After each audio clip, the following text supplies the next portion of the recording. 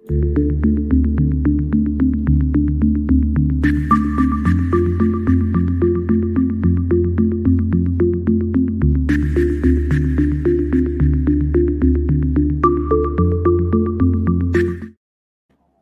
afternoon and welcome to BizTech's Asian Midday Market Watch, powered by Al Rajhi Bank Malaysia. I'm Brian Fernandez, and with us today we have David Kuo, founder of the Smart Investor out of Singapore, coming out of London. David, great to have you on the show. It's very early in the morning for you. So since I'm coming out from London, selamat pagi, Brian. How are you? Yeah, absolutely. Now, David, before we get back to you and get your insights, we'll take a quick look at how the numbers stack up. We start with cryptocurrencies and Bitcoin. It's at 23,110.1. It's up 1.2%. Ethereum is at 1,655.48. It's up 2.54%. Now, looking across to regional stock markets, the Straits Times Index out of Singapore is up 0.15%. Bursa Malaysia is up 0.55%. Shanghai is up 0.16%.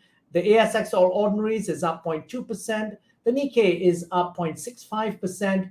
The Hang Seng is up 1.48%. And rounding up the numbers, we've got the Kospi, which is up 0.44%. Now, David, looking at the numbers, it's a sea of green. Tell us why.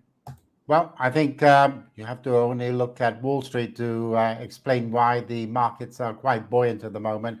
I mean, it was a good showing on Wall Street last night, up about sort of 400 odd points.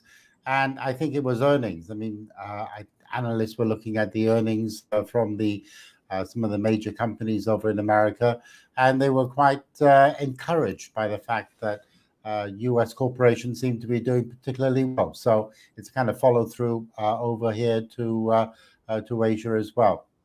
Pretty much par for the course at the moment. Now, David, I've got to ask you about the Nancy Pelosi visit, because essentially that seems to be really very much a storm in the teacup. Well, I think what we saw previously was that the markets were a little bit concerned about her visit to Taiwan and what kind of implications that would have on the response from China. So consequently, the previous day, the markets were down a bit. And then following the visit, I think they came to the conclusion that China was annoyed by the visit, but I don't think China was going to do anything too serious.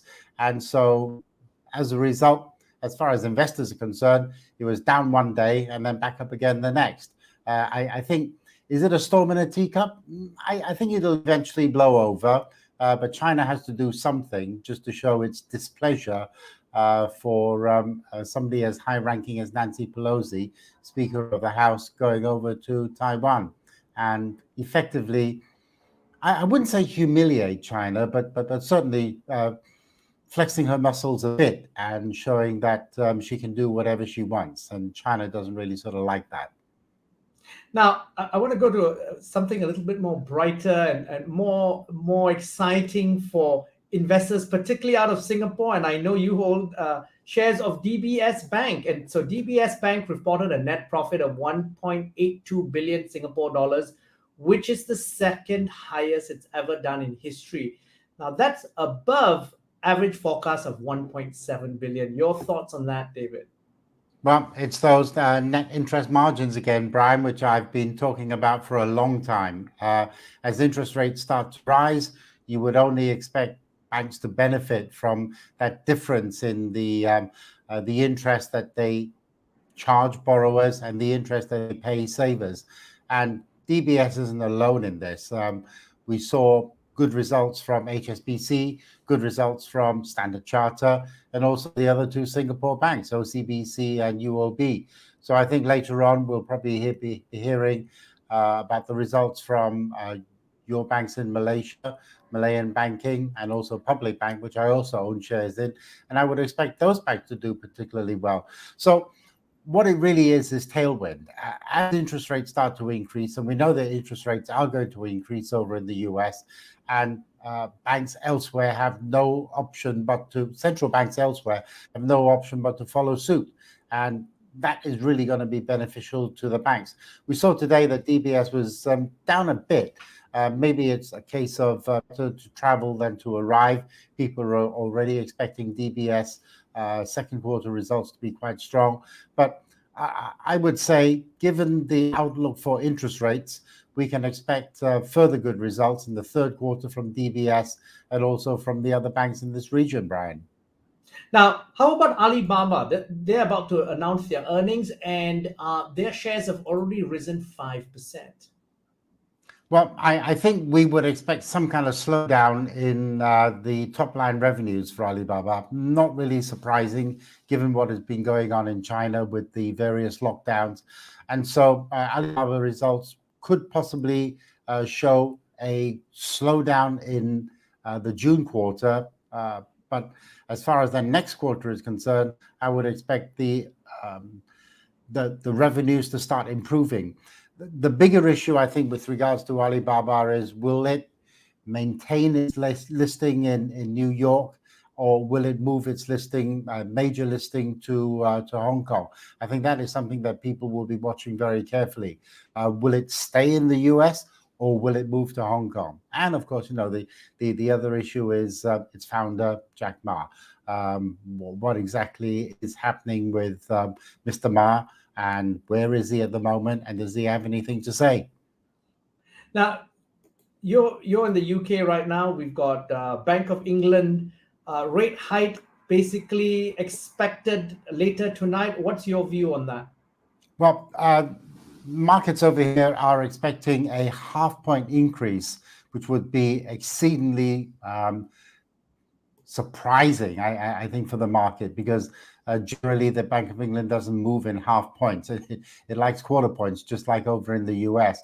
But when you walk around the streets here in London and you have a look at how busy the restaurants are, I don't think people are fully aware about what is likely to happen. I was reading the local papers yesterday, the Evening Standard, and it was talking about the bombshell, the mortgage bombshell that is going to be hitting people here in London. First of all, we know that London property prices are very high, but at the same time, it also means that the mortgages that people are carrying are also very high. Some of these people are on fixed rate mortgages at the moment, but once those fixed rate mortgages start to come to their end, it means that these homeowners, these people who are paying mortgages, are going to be faced with a massive shock, Brian, because and they're talking about the possibility that it could cause a slowdown in property prices here in London, if not some kind of property price falls here in London. So I think, first of all, people seem to be carrying on as normal, but I think they need to be very aware that those interest rates are going to hurt them when you have, at the same time, sort of high energy bills. So as we come into winter, people are going to be turning on their heating. They're going to find that it's going to cost them a lot to heat their house. And it's also costing them a lot to sort of stay in their house if they're going to carry on paying those mortgages, Brian. So, David, I've got to ask you one more question, and this is just came out a few hours ago, and that's related to the what the UN Secretary General, who came out and slammed oil and gas companies for, and I quote unquote, grotesque greed. Tell us about this, because obviously this hits a raw nerve for a lot of people. Well, of course, Brian, and apart from owning shares in those banks, I also own shares in Shell and also BP, two UK listed oil companies. And what the Secretary General was saying was that the profits that these companies are making on the back of high energy prices, high oil prices, is grotesque. I have to remind the Secretary General that as a shareholder in Shell, when I look back at 2020, when oil prices fell through the floor, it was costing more for the barrel than it did for the content of the barrel. And at that time, Shell plunged into a loss, $20 billion worth of loss. I don't see at that time anybody sort of coming out and saying, look at the grotesque losses that these companies were making. And why why don't we go and help them out by pumping some money into these companies? It didn't happen. What I also saw at that time was my dividends actually fell 70-odd%. So I think the Secretary General needs to be aware that these companies work in cycles. They will have times when they will have exceedingly good profits. There will be other times when they will have maybe even losses. But what they need to do with the profits is to try and sort of invest in cleaner energy, which is what they're doing. But if you start taxing them, it means that you're sort of taking money out of their pockets so that they're not going to be able to move into what they are moving into right now, things like wind power and solar power. And maybe he's just saying it, for the sake of trying to sort of sound good, but go back and have a look at the business model, and then you'll realize that taxing these companies is not really the answer. And David, and because you're in the UK, we have to remind our audiences that the UK government has just imposed, I think last month, a 25% windfall tax on oil companies operating in the North Sea. So that's really the model that they're trying to allude to in terms of taxing these companies for a windfall tax. Well, I always say that when you mix politics with business, you end up with a mess.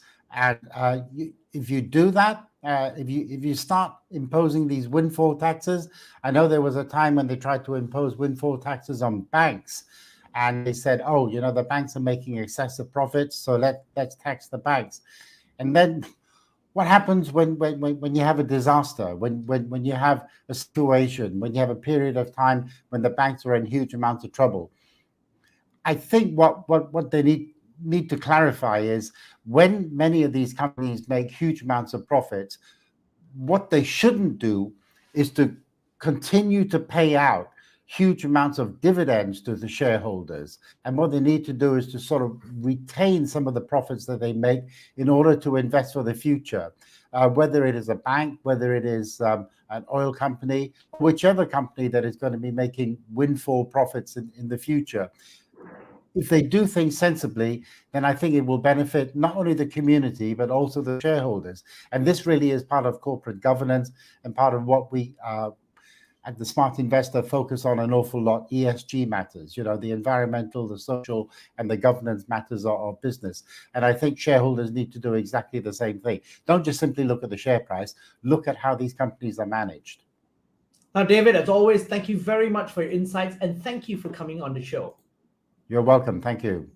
Now, we've been speaking to David Kuo, founder of the Smart Investor out of Singapore, on BizTech's Asian Midday Market Watch.